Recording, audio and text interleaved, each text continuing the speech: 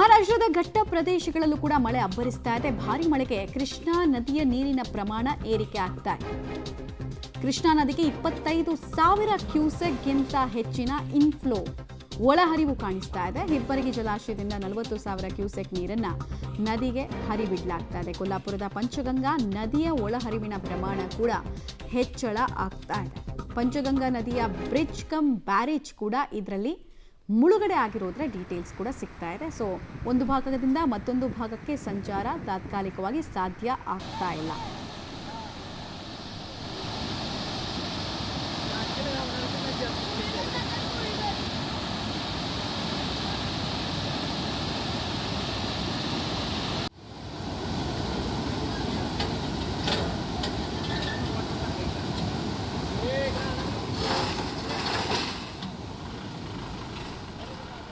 ನೋಡಿ, ರಸ್ತೆ ಸಂಚಾರ ಇರ್ಬೋದು ಅಥವಾ ಬ್ರಿಡ್ಜ್ ಕಮ್ ಬ್ಯಾರೇಜ್ಗಳ ಪರಿಸ್ಥಿತಿ ಇರ್ಬೋದು, ಎಲ್ಲ ಹೆಂಗಾಗಿದೆ ಅನ್ನೋದನ್ನು ನೀವು ಗಮನಿಸ್ತಾ ಇದ್ದೀರಾ. ಪಂಚಗಂಗಾ ಪ್ರದೇಶದಲ್ಲೂ ಕೂಡ ಪಂಚಗಂಗಾ ನದಿ ನೀರಿನ ಪ್ರಮಾಣ ಹೆಚ್ಚಳ ಆಗ್ತಾ ಇದೆ. ಸೊ ಕೆಳಮಟ್ಟದಲ್ಲಿರುವಂತಹ ಬ್ಯಾರೇಜ್ಗಳ ರಸ್ತೆ ಏನಿರುತ್ತೆ ಅದೆಲ್ಲವೂ ಕೂಡ ಕ್ಲೋಸ್ ಮಾಡಲಾಗಿದೆ.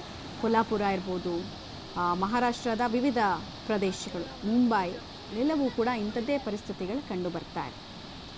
ಮಾನ್ಸೂನ್ ನೈಋತ್ಯ ಮಾರುತದ ಅಬ್ಬರ ಪಶ್ಚಿಮ ಘಟ್ಟದ ಭಾಗದಲ್ಲಿ ಹೇಗಿದೆ ಅನ್ನೋದಕ್ಕೆ ಇದೆಲ್ಲ ದೃಶ್ಯಾವಳಿಗಳು ಸಾಕ್ಷಿ ಆಗ್ತಾ ಇದೆ.